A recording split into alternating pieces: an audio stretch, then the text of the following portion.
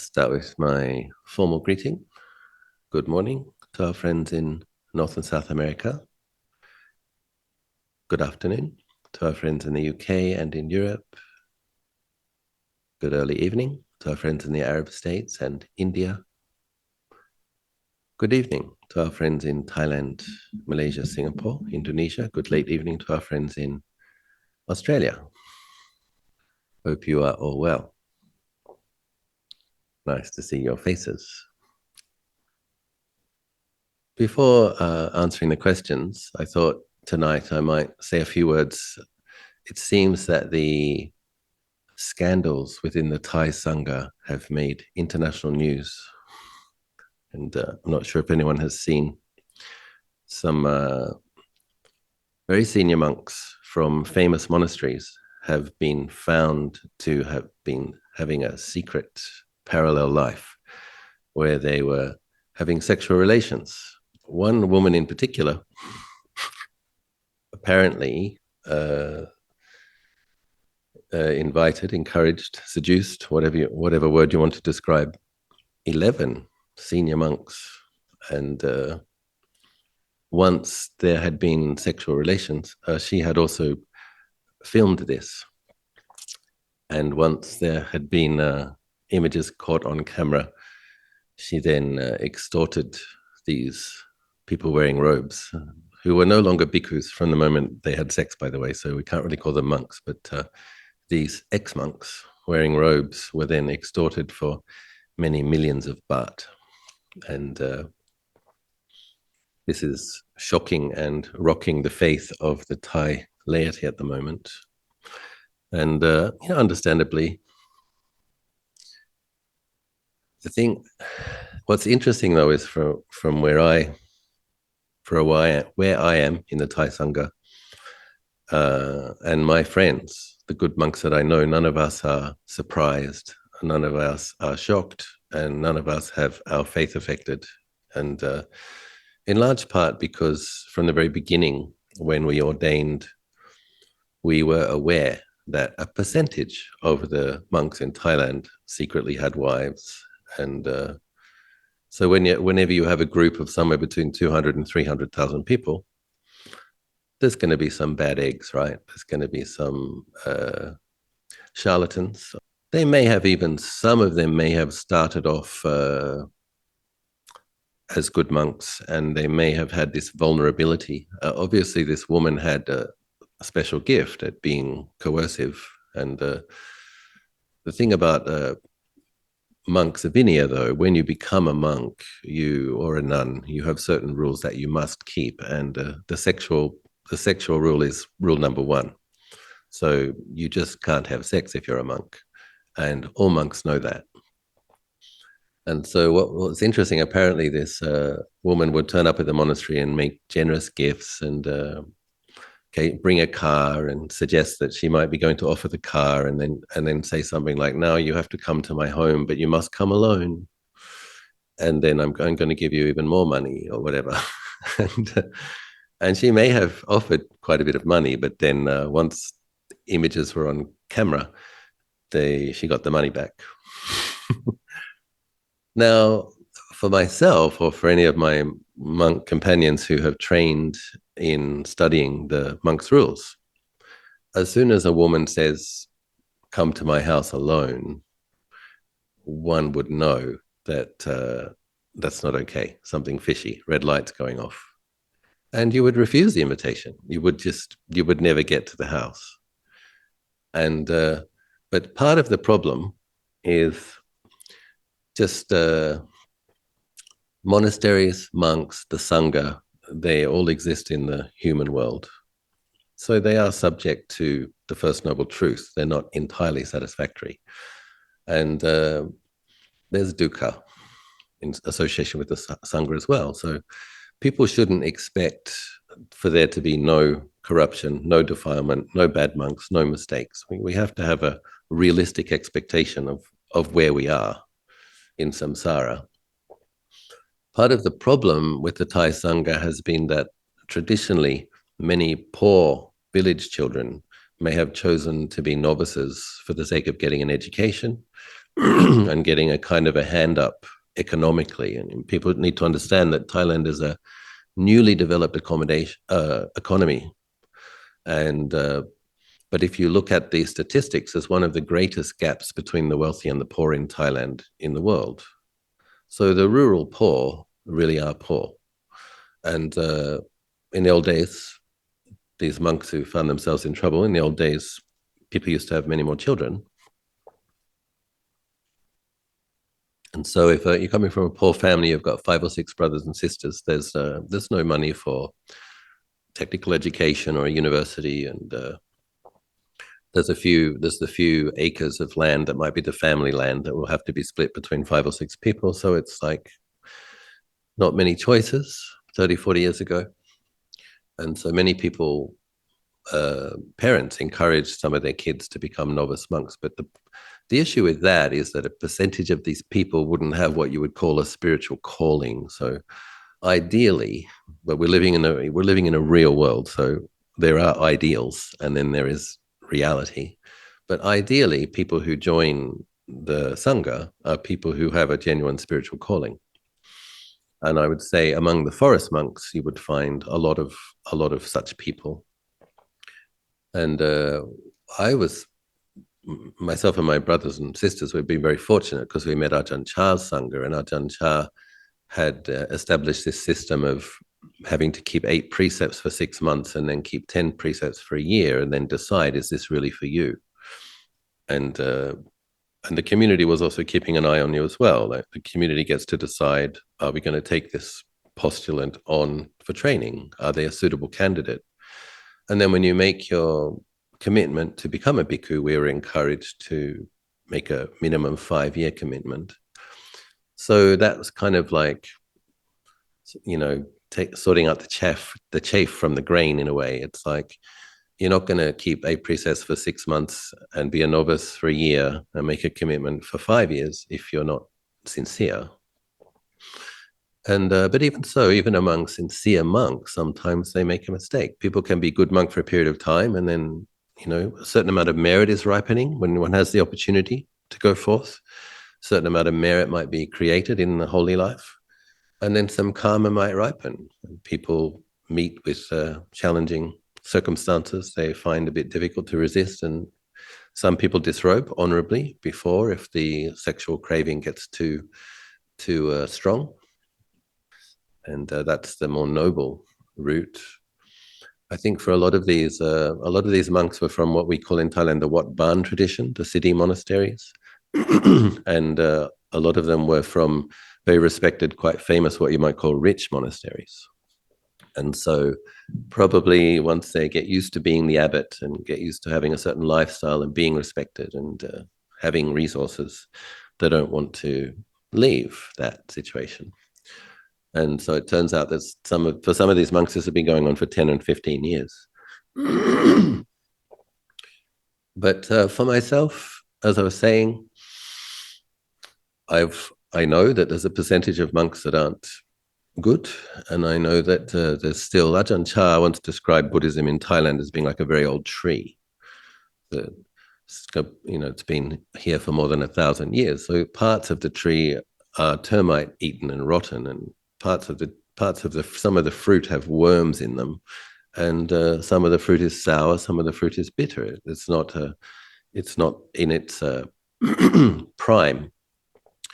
But there is still heartwood, there are still good branches, there is still good and sweet fruit. And so this is simply actually understanding nature, understanding what's normal. And for myself, my feeling is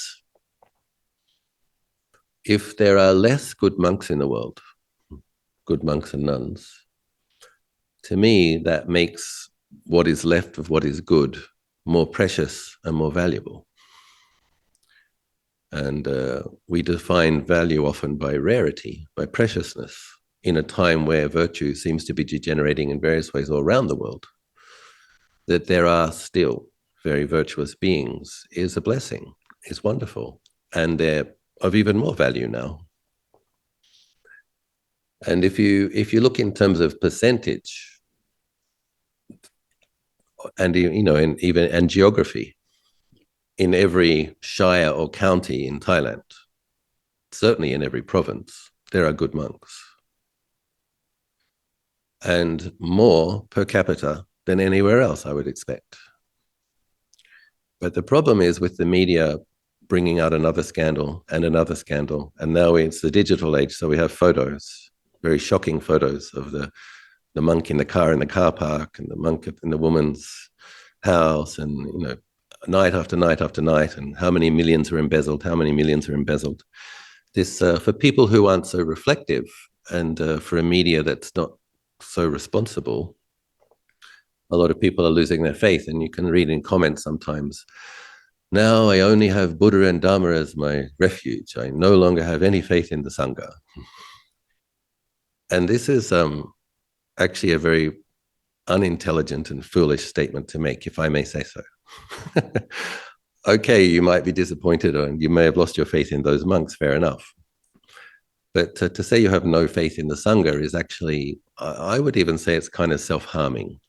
One needs to know what the Sangha is. It's like this when Anya Kondanya became a stream enterer while listening to the Dhammacakka and became the first member of the Sangha, this illustrates the fact that other people who give heed to, who listen, who contemplate the Buddha's teachings can become enlightened. It's a symbol of the fact that other people beside the Buddha can become enlightened. And if you decide that you no longer have any faith in the Sangha, what does that say to you about you respecting your potential?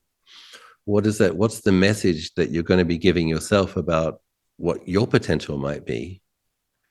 It's like, one has to believe that human beings can develop insight, can glimpse Nibbana, can eventually be liberated, to have faith that oneself can do it. And it's, it's not so surprising. Human beings often like to blame and often like to take the lazy, not particularly intelligent way out of things. It's much more mature to kind of have a shared responsibility. I mean, what we should be asking as a society is, how did this happen? And what can we do to improve the situation? What can we do to prevent similar things from happening in the future? Because, if in recent years, when Thai people have less children, recent decades, there's enormous pressure on like I said, it's a newly developed economy. It doesn't have a very good social welfare system, hardly at all.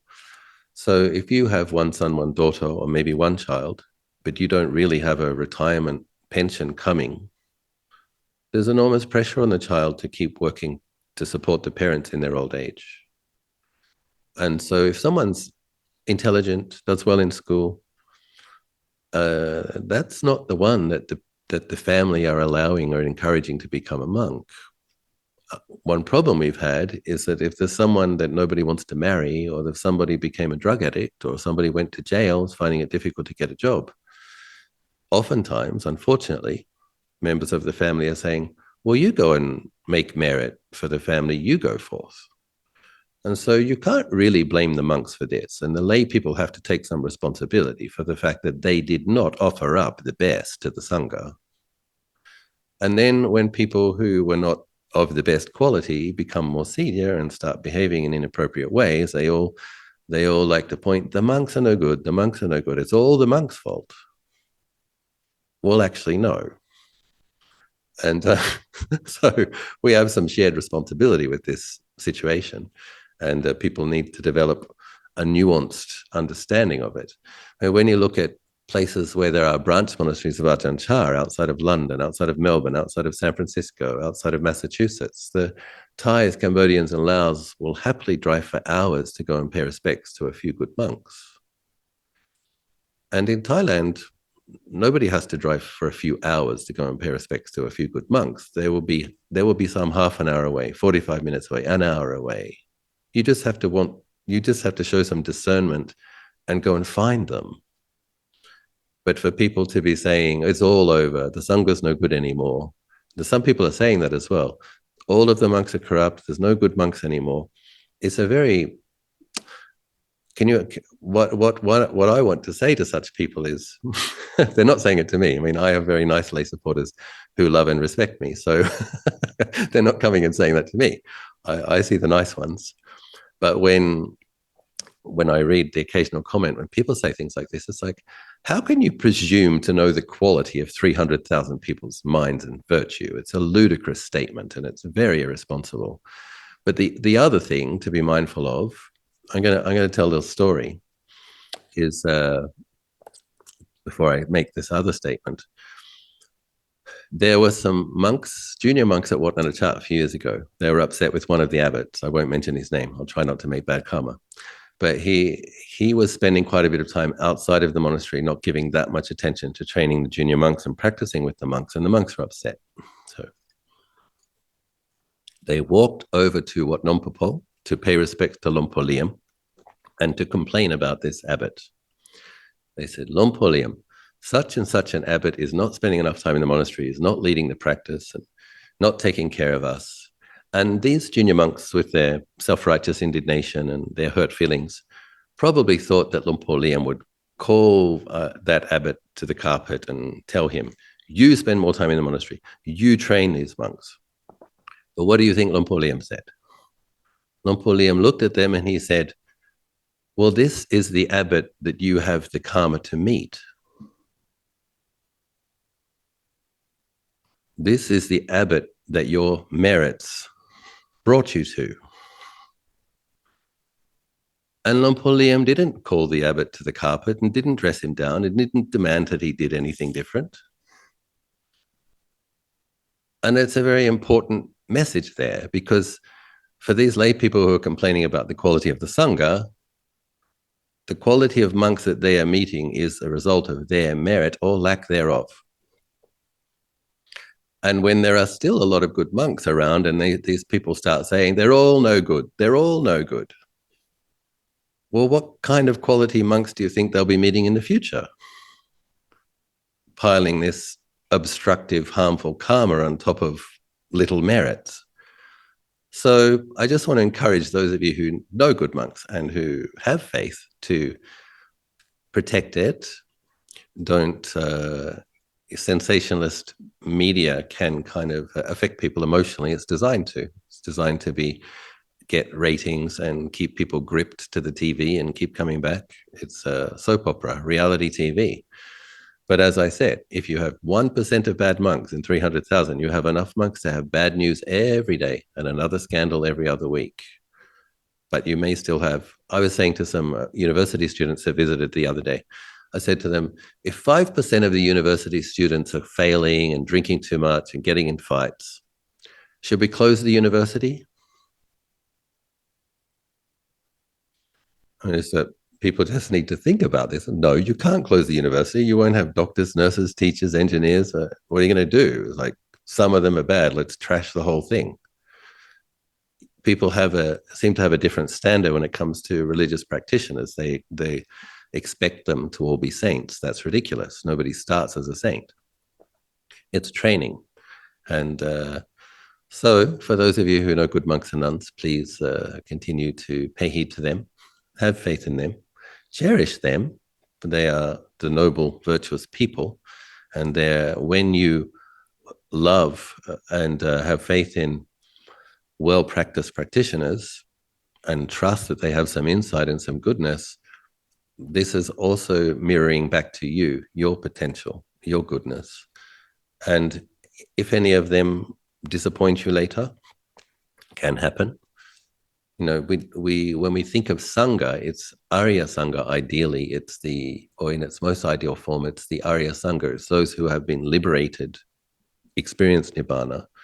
That's your refuge, and they are untouchable. They are no more defilements. They're not going to make any mistakes. And those who wear robes who are practicing well, they are the well-practicing Sangha. They're not yet the Aryan Sangha. But the good need to support the good, and please take care of your faith. It's a treasure.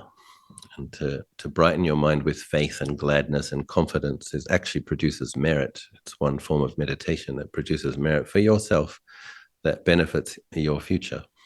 So And I do think it's okay in this day and age when there's a lot of scandals. I think if you're thinking of taking someone as a monk and this kind of charlatan behavior happens, I think you can ask them, Venerable Sir, may I ask you a question?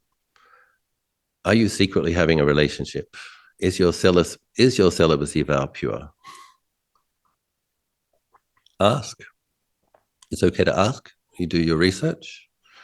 And if the monk is a good monk, the monk will say, yes, my celibacy vow is pure. Thanks for asking. And I declare, 30 years into this, I have not had sexual relations. I don't know that woman. I've never seen her. I didn't do her. It wasn't me.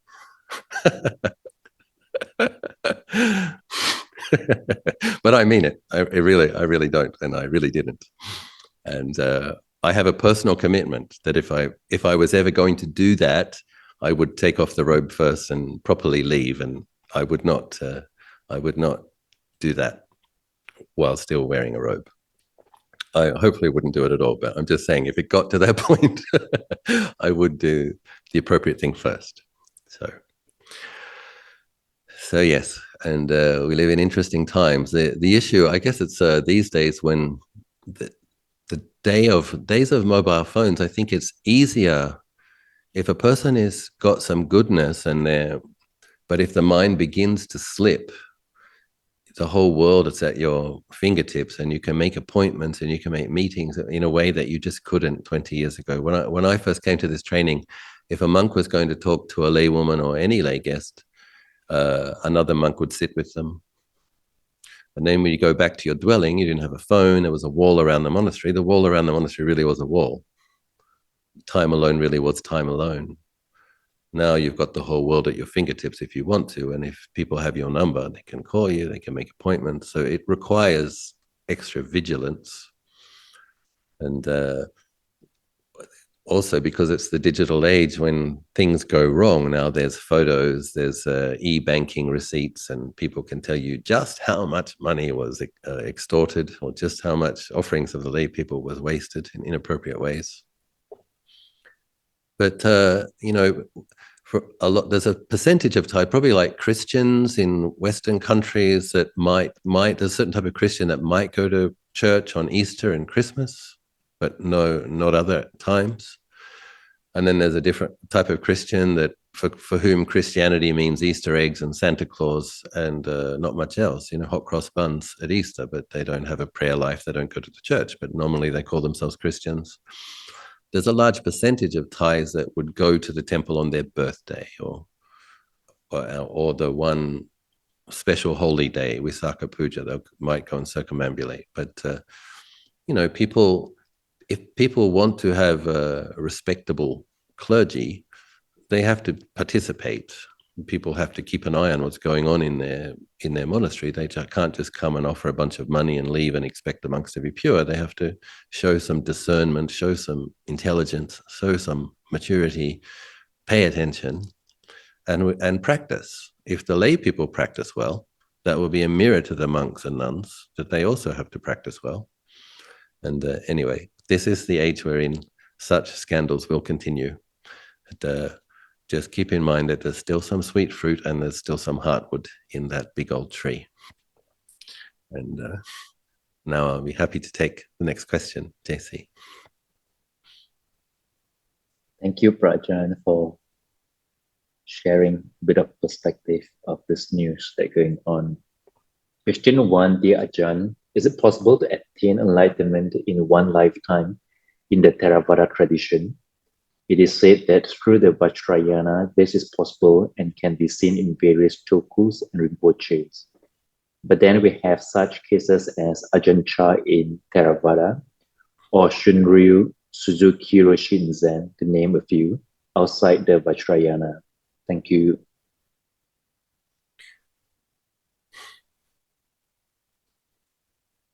The marketing in the Vajrayana tradition is very good. It's and I love all of the yanas. I do love Theravada, Mahayana, and Vajrayana, so I'm a fan. But sometimes I believe things are presented in ways to lift people's faith sometimes, and not necessarily a. I was attending a teaching of the Dalai Lama 20 years ago. He gave a 10-day teaching, Sera Monastery, southern India. I was there. And he read one of these statements that is often mentioned when they talk about why Vajrayana is superior to the Theravada. Vajrayana is superior to the Theravada. They sometimes call the Hinayana, the lesser, the lower vehicle. Vajrayana is superior to Theravada because by practicing Vajrayana Tantra, you can become enlightened in one lifetime. And His Holiness the Dalai Lama says, personally, I relate to this statement similarly to how I relate to CCP propaganda. The Dalai Lama said that. You cannot get enlightened in one lifetime if you're aspiring to be a Buddha. He said, it takes a very long time. How do you define enlightenment? So if you're talking about Buddhahood, now, can a person become enlightened or arahantship? It's a different type of enlightenment. Also counts as enlightened, as far as I'm concerned. So is it possible to become enlightened in one lifetime? Well, I know some arahants who became enlightened this lifetime in Thailand. But I wouldn't say that they did all of their work within just this life. And what's very interesting is when we think of the Lord Buddha after his enlightenment, when he's reluctant to teach, he's thinking, this that I've realized is obtuse, subtle, difficult to perceive. Trying to teach this to beings addicted to self will be wearisome, wearying. So apparently he thought of not teaching, and then Brahma Sahampati came down and said, Lord, there are beings with little dust in their eyes who are wasting through not hearing this teaching. There are some who will understand. Please teach, I beseech you. Please review the world with your eye. And so he did. And when the Buddha scanned beings' minds in the universe, he found them to be like lotuses. Most were down in the mud and up in the murky water as little buds. Some were up in the water a bit. Some were up towards the surface, already ready to blossom. Some were above the surface. And he saw that those ones that were in the clear water, under the water, but in clear water with a nice bud, and those ones that were above the surface, those ones could be taught. But how did they get their minds to be in a state where they could be taught? So that's the result of previous dana, previous sila, previous bhavana, past actions of past acts of generosity, lifetimes of being virtuous and cultivating the mind. So if one has some lifetimes of being generous and ethical and meditation, then insight and enlightenment, liberation is possible. But being a naturally curious person and knowing some particularly gifted practitioners, I did ask one of my teachers if he was a Sotapanna when he was born, and he said he was. And I asked him, which was the lifetime that you became a stream enterer? And he said, during the time of the Buddha. So yes, that monk became enlightened in this lifetime, but he attained the first stage of enlightenment some lifetimes ago, 2,500 years ago. And then Ajahn Chah actually says himself that he was born as a Sakadagami. So that's the second level of enlightenment. So he was born as a Sakadagami. So, okay, he is purported to be an Arahant this lifetime. So he became enlightened in one lifetime, having been established in enlightenment some lifetimes ago. So Lord Buddha talks about his training as a gradual training. And I personally have my feeling about the matted hair ascetics, for example, the 1,000 matted hair ascetics who all became Arahant at hearing one sermon. I suspect that they were probably all stream enterers myself. And they may have practiced under a previous Buddha and had that insight. They may have then subsequently had a life in heaven. They may have come down and may have had gift for samadhi and natural inclination away from worldly things. And when the Buddha directed them to attend to the not self characteristic, they all saw it clearly and their minds were liberated without clinging. So any of these fast enlightenment occasions have a lot of slow plodding practice previously. So, but yes, are there, the Dalai Lama says himself, people think I'm enlightened. I'm not enlightened. I'm just a simple monk, he says. Now, and then the next verse is, by practicing Vajrayana teaching, you can become enlightened within one lifetime. And he's like the master, and he's saying he's not enlightened. So, the Dalai Lama he gets a bit fed up with being deified. He gets a bit fed up with people projecting onto him that he's a god, or he wants people to actually listen to him. So if they're too busy projecting otherworldliness onto him, they don't listen to his practical advice, and he wants them to actually listen. So he plays it down. But you have to know why. I mean, Ajahn Anand did tell me that he feels that the Dalai Lama is the being with the most merit in this world at this time. He's just turned 90 recently. So is that enlightened?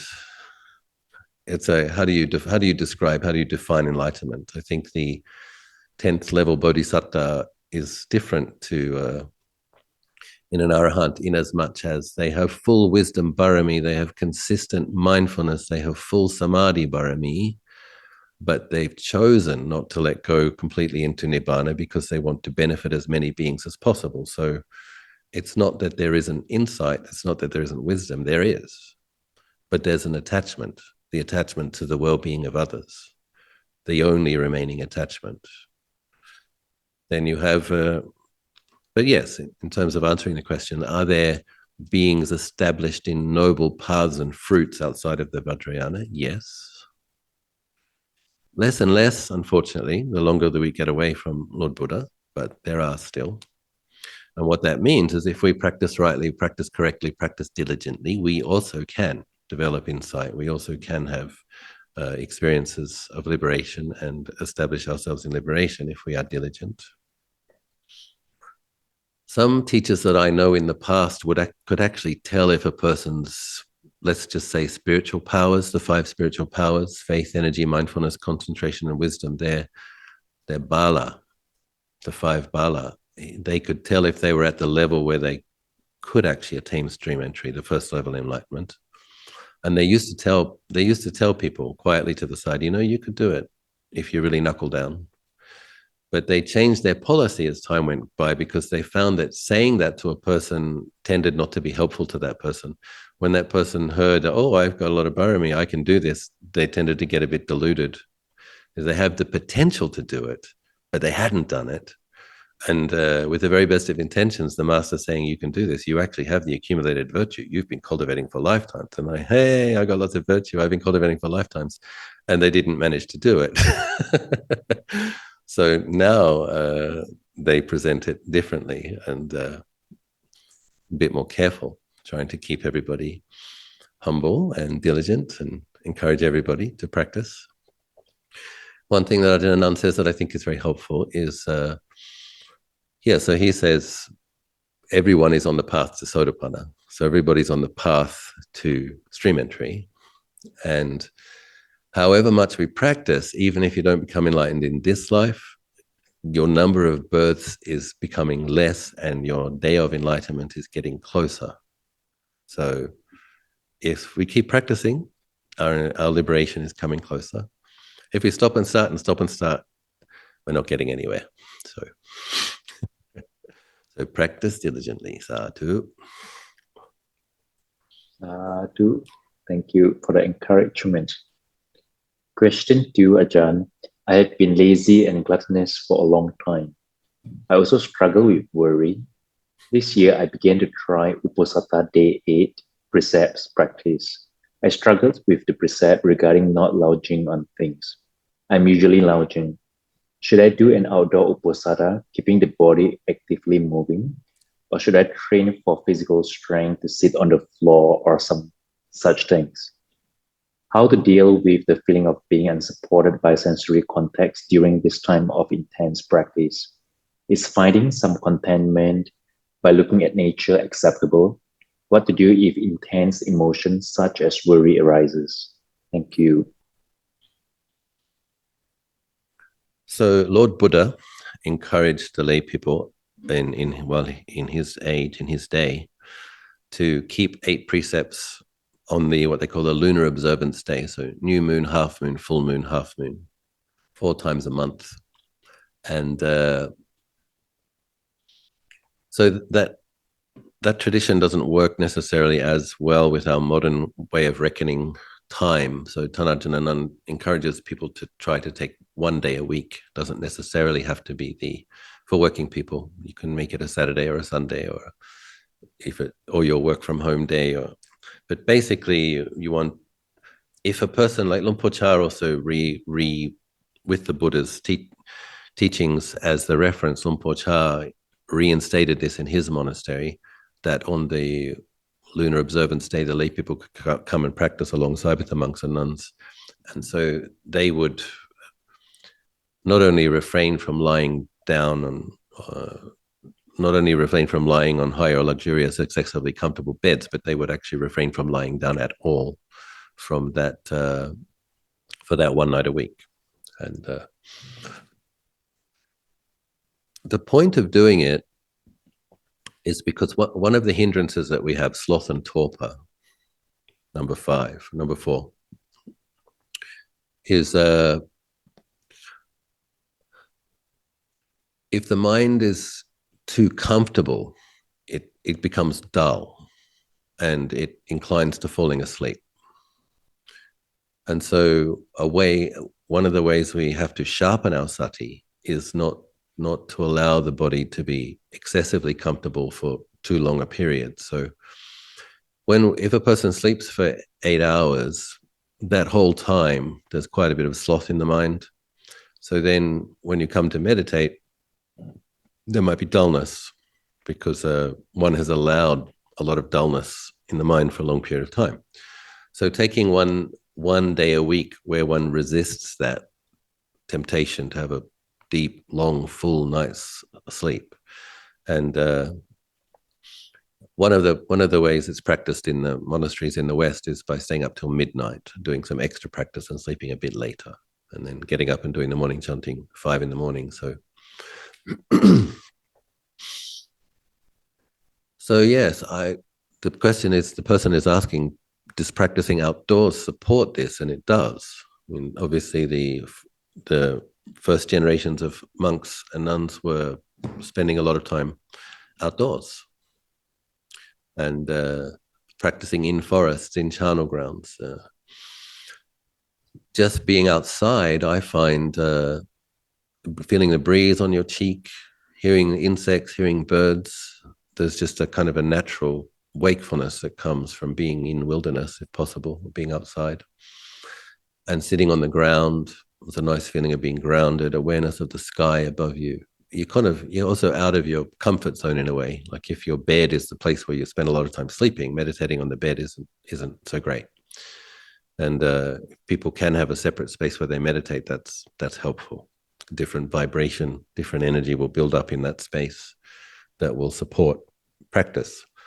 But in terms of how to practice with not feeling supported, so there's certain parameters you'd have to set. You probably don't want to be looking at your phone or your tablet too much. You're taking a day to, one of the precepts, the 8 precepts, is to not go to entertainment. So that would also mean not watching movies, listening to music on YouTube, on Netflix on that day.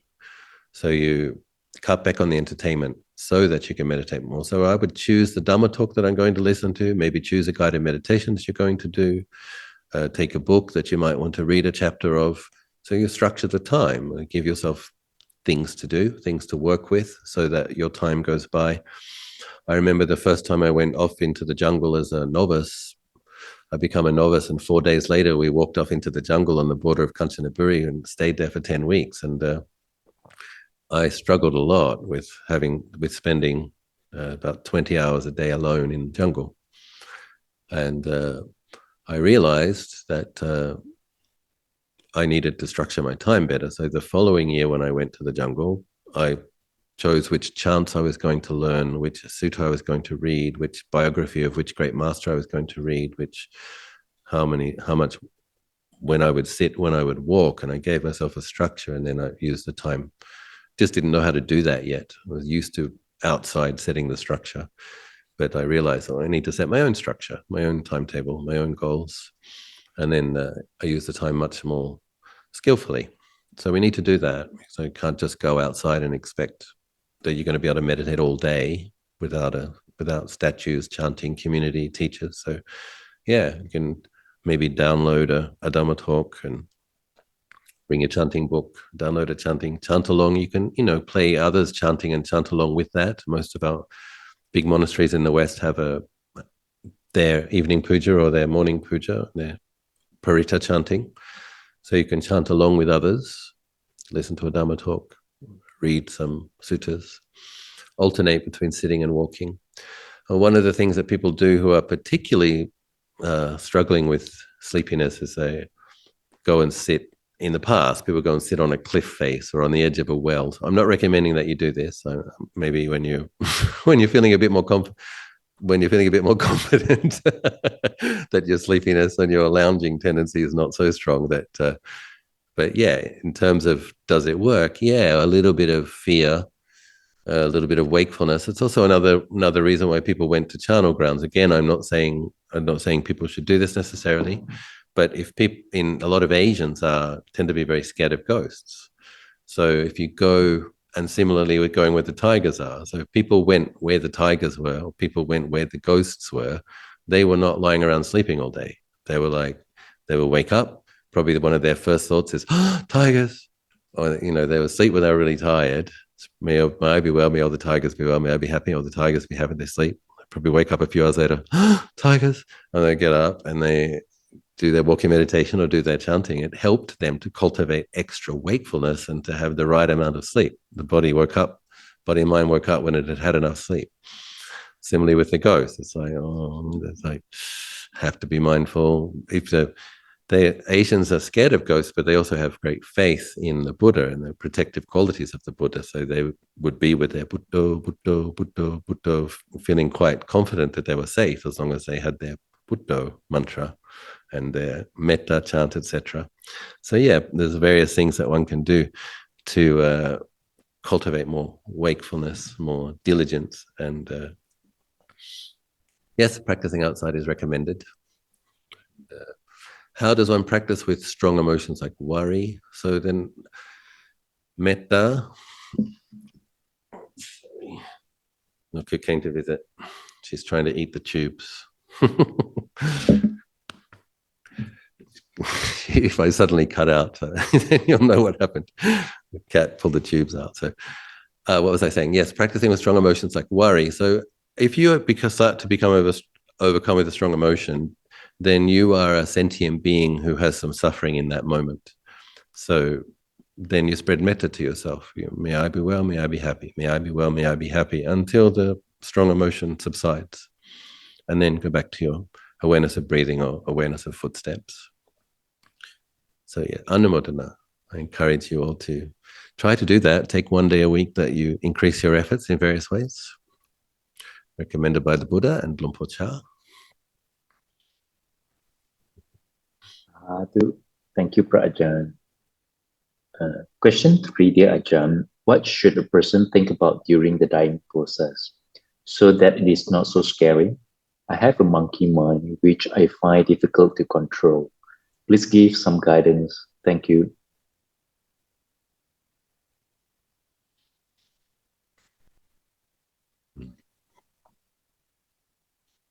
When we practice death meditation in the Theravada, largely what we're trying to do is bring to mind the awareness of impermanence and recognize the value of today and this moment, not get lost in unnecessary distractions and delusions, and to have more wakefulness. That's what we're aiming to do. So if you really take on that you might die today, if you do, and you really consider the ways you might die, and you're really genuinely mindful of that, you will tend to be quite diligent and heedful. The other thing it does is it just makes the mind familiar. You know it's coming. It's like, so that if there should be a sudden death, it's almost like you can see the semi-trailer coming in down the wrong lane, and it's coming, and you just know, okay, this is probably how it ends this time. Butto, butto. You know you're going to die. That's very, very, very helpful. And if the mind, an untrained mind, sees something like that and it just screams, that's not helpful. That's not dying mindfully. And maybe you can have a little mindful scream like, oh my Buddha. But if it's really an inauspicious death like that, but one does frequent death meditation so that one comes familiar, almost comfortable with the theme, just kind of accepting this is coming. If not, if not sooner, then later. Just one has to have that as one has accepted it on a deep level. This body's going to die. These bodies stay for some time, and we don't know the time of death normally. So that helps lower anxiety to some degree. Now, the other thing is what kind of death. So hopefully there's not going to be too much pain. That poses other. Personally, I'm not particularly scared of death, but I am scared of dying in a lot of pain. So and hopefully, would you please add some prayers? May Ajahn Chah die with not much pain. Thank you, Sadhu. And I'll pray the same thing for you. And because that can affect our clarity. But a really good thing to do is this jaganusati practice, where one recollects the good things that one does. This is another of the samatha practices recommended by Lord Buddha. Reflective practices is you just recollect, for this many years I've been doing extra precepts 1 day a week. For this many years I've been meditating every day. This many years I've been meditating morning and evening. This many years I've been attending Ajahn Chah's Zoom. This many years I've been going to Kutinas. I went on this pilgrimage. I visited this monastery.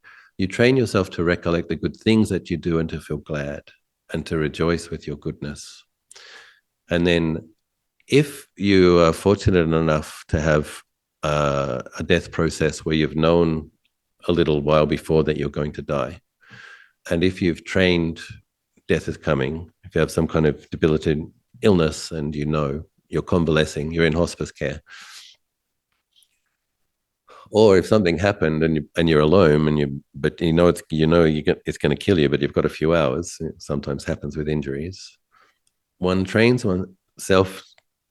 Try to remind yourself while you're alive that that's the time where you want to recollect the good things that you do. So these days, I'm very blessed. I have wonderful opportunities in my life, very grateful. So these days when I do things like, as I recently did, finish the 5 terraces pilgrimage in Wutai, and I was looking at the beautiful view, and I was looking back at the eastern terrace and the central terrace and the northern terrace from the western terrace and this beautiful sky. I just made a vow, may I remember this as I'm dying. And I do that when I'm having the kind of peak, happy, peaceful moments of my life. I make the mindful aspiration, may this be one of the things I recall when I'm on my deathbed. Because if you train your mind like that, it really will do things like that. And another thing, like when I did the 3 steps 1 bow up the 1,080 steps, and we're looking out on this beautiful view.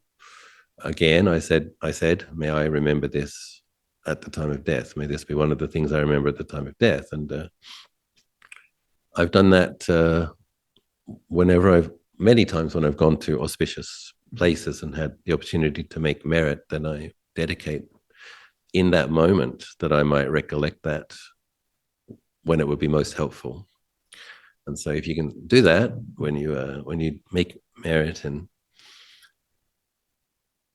I make aspirations as well after a peaceful sit. I make aspirations. I didn't do this before 50, but after 50, death seems closer. So now I'm like, now I make the wishes. May I die at an opportune moment. May I die without too much pain. May I die peacefully, and may I leave this body without too much difficulty. So I actually dedicate merit to my own auspicious and peaceful passing sometimes. And if I think, yeah, just one has to accept the ordinariness of it, the normalness of it, the inevitability of it. But I think something for modern people which makes them feel more anxious than they need to is the nihilistic assumption that many of us were brought up with. Like Buddha says his teaching is neither nihilistic or eternalistic, but in our culture, and you hear these kind of statements, you only live once. We've all heard this since we were children. And it's like, well, actually, I'm not sure about that. It's probably more like Groundhog Day. It's like you keep coming back. And so for myself these days, my relationship to death meditation has changed. And because my faith in rebirth is like rock solid, unshakable, I don't doubt it at all. My understanding of death is that it is a moment and that rebirth is the next moment. So I'm more interested in keeping my mind beautiful and bright when I'm dying as an investment in the next life. So I'm kind of like, I'm interested in that. But I want to keep because I aspire to be born in Tushita heaven and be in the presence of Maitreya, I want my mind to be in a Tushita-like space, thinking of Maitreya as I'm dying. And I might be able to do that because my faith that Tushita heaven is real is very well established. My faith that Maitreya is there is well established, and my ability to place my mind in some peacefulness is also fairly well established. And so I'm just like giving myself the instructions that, when that time comes, you put your mind in as bright and wholesome state as you can, and you think of your aspiration to be in the presence of Maitreya and just let go and go. And I have heard some stories of some lovely deaths. It doesn't have to be horrible. I've told these stories many times. A Sri Lankan man in Sri Lanka, his wife came to meet merit after his 1-year death anniversary, and Ajahn Kalyano asked, how did he die? And the widow said, well, we were having breakfast and he was drinking a cup of tea and he looked into the ceiling and he says, oh, angels have come. And he put down his cup of tea and his chin fell on his chest and he went with the angels. So this kind of thing does happen if people have merit and if they haven't made painful obstructive karmas. So it's if he didn't experience fear or anxiety when he was dying. He just put down his cup mindfully and went. Time had come. And I know another lady whose father was a close lay disciple of Luang Por Tet, and he was having afternoon tea, a cup of tea with Luang Por Tet in his monastery, and sitting right next to him, and he just died and fell over in the lap of his Arahant teacher with no, he was just having tea, talking, chatting, and boom, time to go. And so, beautiful deaths also happen. And I think Tim was attending this in Australia, was telling me about one of his relatives who asked someone to read them their favorite Bible passage and then said, oh, I'm feeling a bit cold now, please get my shawl. Her friend went and got her shawl and came back, and when she put her shawl over her, she'd already passed away. So she'd listened to her favorite Bible passage and was feeling glad, and then left the body. So one doesn't necessarily have to be anxious. But yeah, we do have to train. The thing that's going to make it possible for us to have composure is to have familiarized ourselves with the subject. The thing that's going to make it possible to recollect merit is to have produced quite a bit. And the thing that produces the most merit, of course, is your daily meditation practice. And so I encourage you to do that. And yes, there's a tradition in Sri Lanka where people will write down, because we can be forgetful, people will write down the auspicious, meritorious things they did in a book, and they will have a relative read that to them as they're passing away, as they approach their death. Remember this? I did that for my dear friend Malin, reminded her of how many times she'd been to India, how many katinas she'd attended, how many retreats she'd done, how often she'd meditated. And she went to a happy destination. So yeah. Yes. Thank you, Prajan. Prajan, the next question, dear Ajahn. Recently, I participated in a forest bathing session, which was deeply peaceful and reminded me of the day of mindfulness sessions offered by Plum Village that I have attended before. It included mindful breathing, open awareness, and mindful walking, all rooted in the present moment awareness, just with different terminology. My question is regarding right livelihood. Would facilitating such sessions be considered ethical and in line with the path of right livelihood?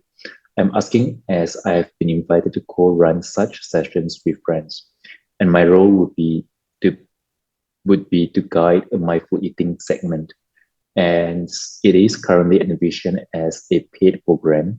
I'm reflecting deeply on whether it is appropriate to earn a living through this. Thank you.